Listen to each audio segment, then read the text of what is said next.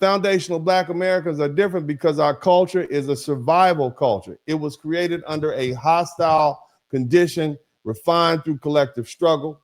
And FBA culture is a culture under fire. It's a system of beliefs and practices that turn exclusion into innovation, suffering into music, scarcity into cuisine, church into a political infrastructure, language into a coded communication, and a shared pain into a collective identity. That's why our culture has had such an extraordinary success as a tiny minority group in America. And we flipped the script and become a global influence. That was not supposed to happen. We were supposed to be dead before we invented jazz. We were supposed to be removed before blues showed up, and gospel and rock and roll and R&B and hip hop and soul food and the black church and the civil rights movement. We wasn't supposed to here to do all that. These white folk didn't plan on having us here. They tried to ship us back to Africa, Sierra Leone. They're trying to get us up out of here, man. Send them back to make a country up and call it Liberia and Liberty. Here's a few N-words. Go over here to Liberty's town. We weren't supposed to be here. We weren't supposed to come up with these politics of protest that's so effective, or streetwear, or African vernacular language, or African-American vernacular language. We weren't supposed to come up with this athletic. We weren't supposed to be dominating their sports. We weren't supposed to be this damn cool. We are the inventors of American swag. All that is tied to foundational Black American creativity. That the point isn't merely that Black Americans have culture. That same culture they say we don't have. The point is the Black American culture has functioned as a survival technology. Now check this out. That's why this moment shouldn't panic Black people. I want y'all to listen, because I don't do all that fear mongering. Shout out to Wayne Lundy. Don't be afraid of what's going on, fam. I don't care how many Democrats get on the internet and scream and holler. Let them panic. We've been through worse political seasons before.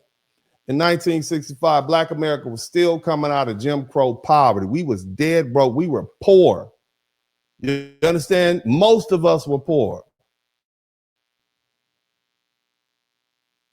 Just so you understand, in 1963, Black poverty was around 51%, compared to white America was 15%. The majority of us were poor. I mean, below the poverty line, poor. You understand what I'm saying? That's poor. Syrup sandwiches for dinner and breakfast and lunch. Now, by 2021, Black poverty had fallen all the way to 20%. You hear me? That means 80% of us are living above the poverty line, which means 80% of us are upper middle class, rich, or working middle. You understand what I'm saying? And that's not me saying that. That's the Census Bureau.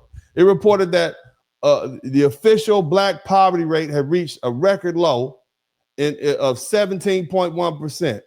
We a whole different people. We rich. That's in 2022.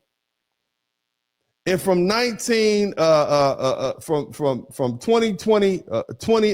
to 2026, we went from 1,700,000 millionaires to 2 million millionaires. It just came out. I'm not making, look it up. 1 in every 25 Black people is a millionaire. Now, I'm not saying that Black America has reached equality. I'm not saying that. I'm not saying that everything is all good. But what I can say is that we are balling on their asses. That's what I can say. Shout out to us. We are doing that, especially under the circumstances. We still face wealth gaps and ownership gaps and institutional barriers. But look who we comparing ourselves to. We have comparing ourselves to white people, and they had a 300-year head start. But most importantly, it means we're not the same people economically that we were in 1965. We're far more educated. We're far more professional. We're more suburban. We're not locked in those inner cities anymore, in the ghettos. We're more politically aware. We're more capable of building outside the old Democrat welfare system framework. And that Democrat old model was built on the assumption that black people were poor and permanently dependent and permanently afraid. That ain't us.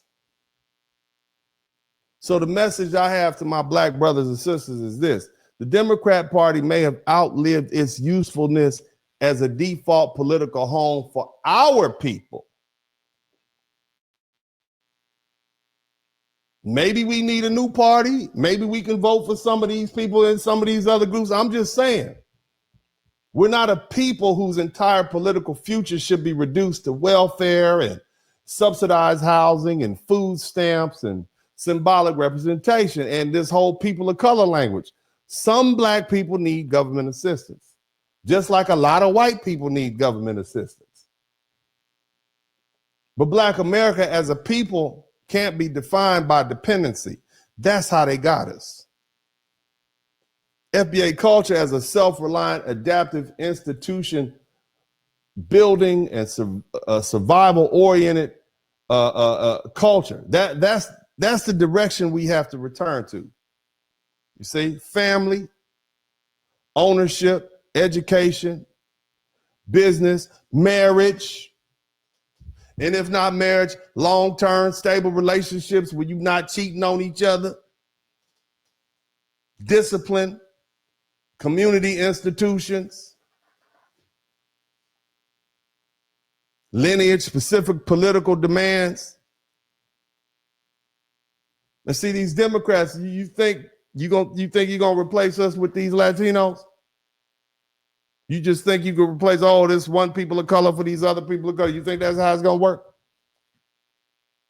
They may think they can continue to ask black people specifically for votes, but while refusing to give black people specific policy. That's what they think.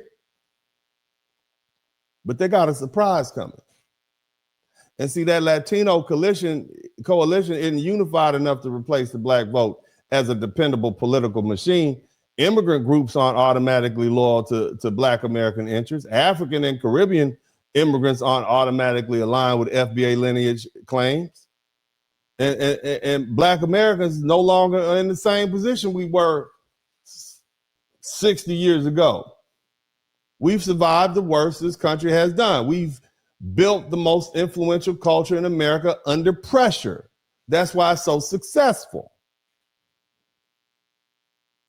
And if they could have got rid of us, they would have done it a long time ago. We're the only ones that can get rid of us. And if Democrats can no longer use us the way they used to, then maybe this is the moment Black Americans finally stop begging political parties for rescue and start operating like what we know we are, a distinct people with a distinct history, a distinct culture, and distinct political needs and interests. And the Democrats, all of this, I just want y'all to know, all of this could have been avoided. This entire political crisis y'all are in, screaming and hollering, asking for black people to come in. Help, help, help us, black people, help. All of this could have been avoided if you simply had given Black Americans our tangibles. If you had spoken to black people with the same specificity and energy you're using right now, that your power is threatened, this conversation would have been a lot different. And now that you need us, suddenly you know how to say our name. Suddenly you know how to say black turnout. Suddenly you know how to say black churches, black neighborhoods, black media spaces, black communities. You know how to ask for us specifically to come save you. But when black people ask for specific policies and specific repair and specific investment and specific protection and specific lineage-based justice, you hid behind the people of color and working families and equity and diversity and inclusion. That was your mistake.